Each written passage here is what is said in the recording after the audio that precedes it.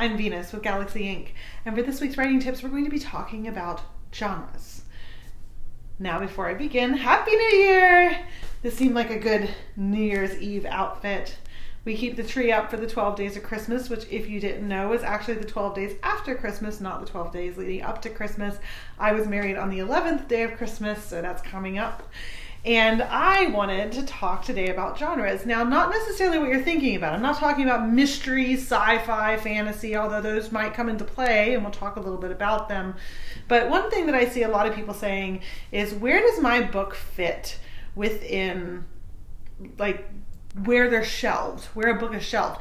Is it a juvenile fiction? That's usually pretty easy to tell when a character's a middle grade fiction. They're like 11 or 12. But what happens when you have a young adult or new adult or young new adult, or you've got a kid character but it's a mostly adult book? Can you have kid characters in adult books? Of course you can. We talked about Ready Player One before. It's a newer book. It is shelved in the literature section. It's not even shelved in the, like if you go to Barnes & Noble, it's not shelved in science fiction. You would think it was, but it's not. It was sold as a literary novel.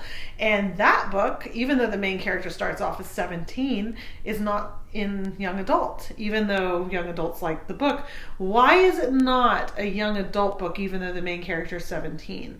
To me, the answer is very simple. The book is a nostalgia book. It has a lot of throwbacks to the 80s. Therefore, the audience for the book, even though the character 17, is going to be older. It's going to be people that remember and grew up in the 80s. I was born in the 80s. I don't necessarily remember anything beyond the toys. So the book was kind of interesting in that respect, that I was not as familiar with anything except for the movies. I didn't know the music, and some of the references kind of went over my head. Other people totally got it, and they loved it, and they love the nostalgia. That makes it an adult book. Ender's Game, when it was originally published, was published as an adult book. Orson Scott Card has said several times that he believes that the book is an adult book. Because of the rest of the series, when Ender grows up. Ender does not remain a child in the series. And yet, you will find there are copies of Ender's Game in the young adult section now. So those are what I call crossover books. Books that have appeal that spans different ages. Maybe it was originally published as an adult book, but they repackaged it, put a cover that's a bit more teen grabbing or attention grabbing from teens, and now they pawn it off as a young adult book. One of my favorite series is a series called Jumper by Stephen Gould. I love this series. If you've seen the movie, it doesn't exist, okay? Just pretend it doesn't exist. It has nothing to do with the book. It only has one thing in common, that's the main character can teleport. That's it. There's nothing else. All right. I'm adamant about this book and the movie, how much it sucked. So the book, though, the series is fantastic. The main character starts off as 16 in the book. In the second book, he is in his not young 20s, but he's in his 20s. Third book is from the character, his wife, who's in her 20s. Fourth book is from his daughter's perspective, who is now 15 and is interested in going to school. And then the last book, which I'm actually in the middle of, she is 17 years old. Are they young adult books?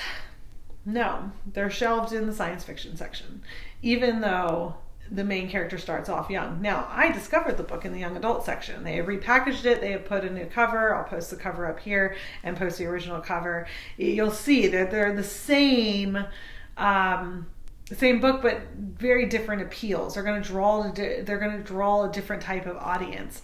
But that is considered an adult book, not young adult. And so when you're writing and you're trying to determine, what to put on that query letter, right? Like, my book is a new adult, science fiction or whatever, it's actually kind of up to you where the book goes, like, because you need to know what it is you're writing, what age group you're aiming for. But at the same time, it's okay to try, if you have a child character in a book, for it not to be a young adult book. I think of My Sister's Keeper by Jodi Picoult. The main character is a young child. I think she's 12, right? Nobody thinks that that's a children's book. Now, it's partially because Jodi Picoult doesn't write children's books. She writes adult books. That's a book that appeals to adults. But there's other books. To Kill a Mockingbird is read by most eighth graders these days, and it's an adult book. Would it be considered a young adult book if it was published now? I don't know. That's a good question. I don't think it would be. I think that it has a broader appeal and has more of an adult audience who would find it interesting than a child audience, but who knows? Maybe it would be. Now we've got this new genre that's kind of popping up called New Adult. New Adult's supposed to be kind of characters and aimed at people kind of roughly seniors in high school up to graduating, grad school, I guess. So, mid-20s or early 20s. It's a new genre. I really like that it kind of exists. I don't want to say it kind of exists. It does exist, but there's no section in a bookstore that's like new adult. There's no section at a library that's new adult. And so when you're gearing your book, go to a local bookstore and look at what sections there are. That's what section your book will probably end up in. So that's what you need to determine. I would think that if you're writing something called new adult, that's considered literary fiction. Or if it's a very specific genre, sci-fi, fantasy, mystery, romance. But those are the sections in the bookstore.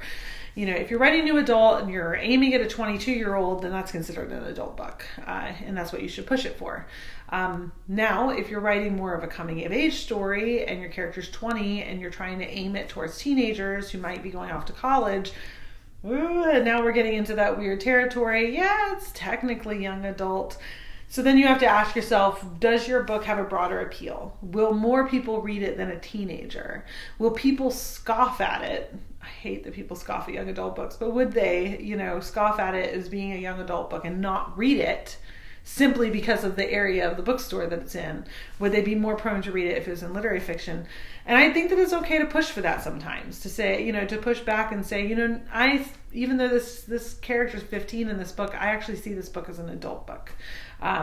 I don't think that Precious, I think belongs in the adult section, even though young adults can quite enjoy it and it has that appeal. But that's the thing about young adult and adult books, is that there is that wider appeal.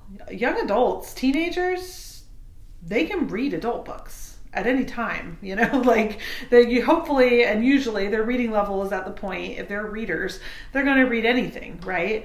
So yeah, they might want to read books that are about characters their own age, but they also are able to read books that are higher up. So when you're aiming your book, you're kind of aiming it at certain editors and publishers, right?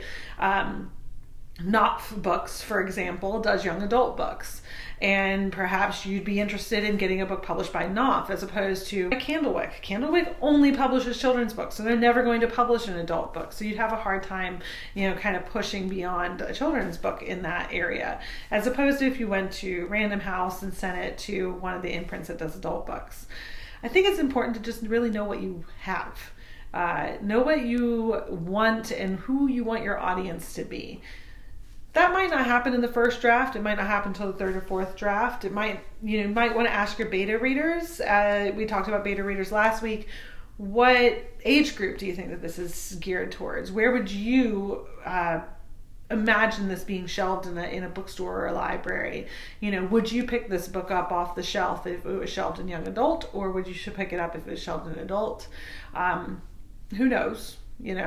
I think that it shouldn't matter. People should be able to read books from wherever they're shelved, but it's a thing. People have it, whatever. I do want to caution you not to throw everything in there. This is a sci-fi, steampunk, young adult, crossover, adult, literary, whatever. If you're making a description of your book in a query letter, you really need to be specific and hopefully include some examples. We will talk about query letters in the future, but include some examples of other books that you like. So if you wrote a book that has a teenage character, but it's more like Ready Player One, you can say, in the vein of Ready Player One, this book, spans age groups or whatever. Let the editor or the agent know yes, I'm aware that my character's a young adult, but I don't see this as an adult book. And that's how you have to push it. And so you have to kind of be aware of what you have so that they know what it is that you're expecting out of this book and where you think that the book should be sold to and where they need to put their efforts. Obviously, there are agents who only work with adult books and agents who only work with children's books, just like editors. And so you wouldn't send a book that you don't see as a children's book to somebody who does only children's books. That would be silly. You need to know what you have so that you know who to send it to. That makes the most sense to me, of course. Since we are entering a new year, I will share with you my writing resolutions. I don't make a whole lot of resolutions. I always joke and say my resolution is never to make a resolution. But my resolution this year is to finish another book. I'm in the middle of one. It is so close to done. I've got a great critique group, and I think that I could make it and polish it to the point where it's ready to send out again, or send out for the first time. I've already tried sending out some of my other books. They didn't go so well. Just nobody wanted them. So I'm just going to keep writing, and I'm going to finish this one, and I'll send that one out, and hopefully that one will be the one. So that is my resolution for writing, and my editing resolution is I have been doing my editing business for 9 months now. It has been rather successful, surprisingly. I say surprisingly, I've never wanted to start my own business, but I finally did, and I'm quite enjoying it, and I'm having a lot of fun with what I'm editing, and I'm having fun with the people and the clients that I'm working with. And so my resolution is to hopefully within this next year get to a point where I can work full time as just a freelance editor, and maybe let my part-time job go. That's really, really scary, but I already let my full-time job go, so I think that I can let that go too as I start to build up my clientele and stuff. So there's my New Year's resolutions for writing and editing. I would love to hear what your resolutions are. They don't have to be big. If all you want to do this year is finish a chapter, then you do it. All right, I'd love to hear from you. Leave me a comment. Tell me what some of your resolutions are for writing or editing this year. Don't forget to press like and subscribe to my channel. I post new writing tips almost every Friday. I've been Venus with Galaxy Ink. I hope your writing is out of this world.